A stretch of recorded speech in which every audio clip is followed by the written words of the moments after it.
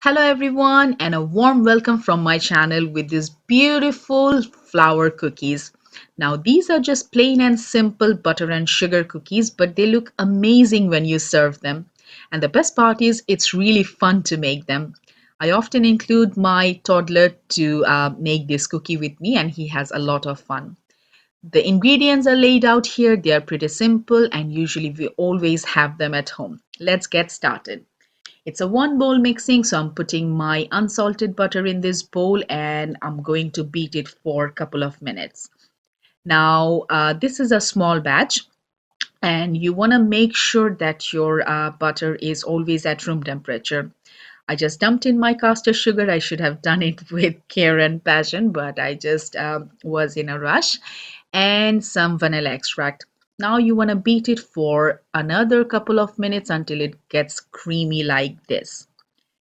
Okay, now I'm going to add some condensed milk. We have used some powdered sugar in this recipe, but condensed milk will help us get the texture and creaminess we need for making the flour cookies.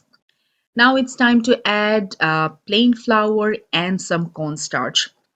The mixture of both these ingredients will help us achieve the consistency this dough need. Okay, you want to use a spatula or something to mix them in, and soon it will become crumbly like this. When it's in crumbly stage, you want to stop mixing and then you'll transfer it into a working surface. It looks really crumbly and it might seem to you that it's not gonna work, but if you have ever played with dough or Play-Doh, you'll know that in the beginning they are crumbly, but they get into shape. After a few minutes of kneading, your dough should be like a ball, and you want to make sure there are no cracks and it's really smooth. Now it's time to make a roll.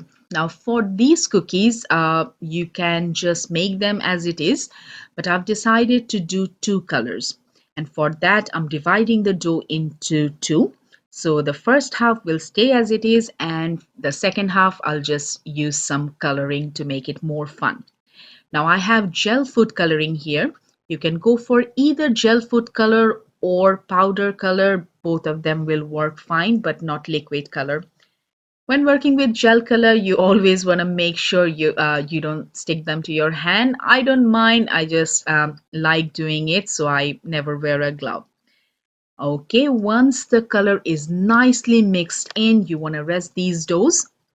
So I like to put them in the fridge for 15 minutes, and the way to do is you need to cover them. Okay, these are going to the fridge, and after 15 minutes, I have taken them out.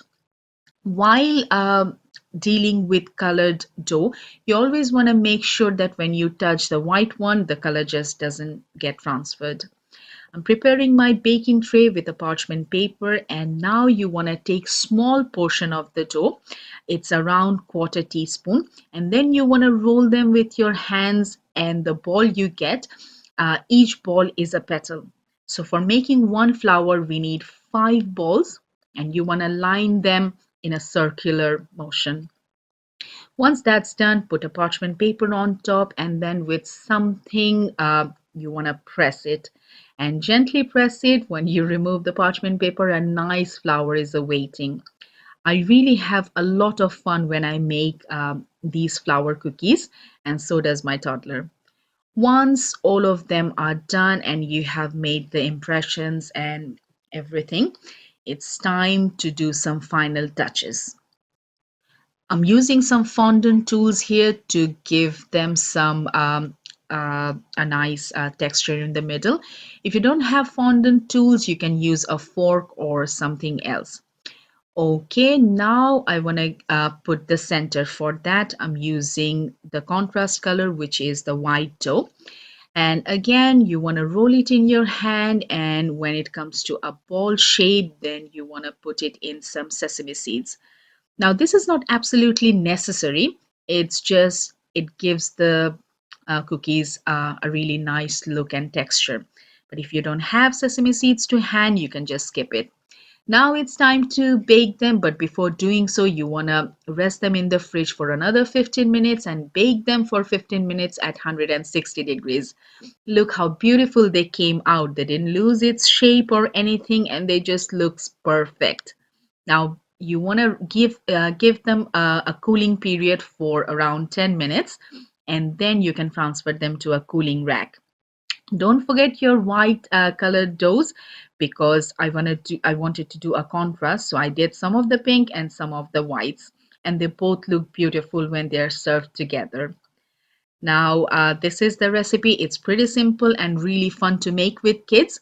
I would really like to know how you found this recipe and if you liked it. If you make a batch, I would be very grateful if you share it with me on Instagram at boobliesworldcuisine.com. Thank you, everyone, and bye.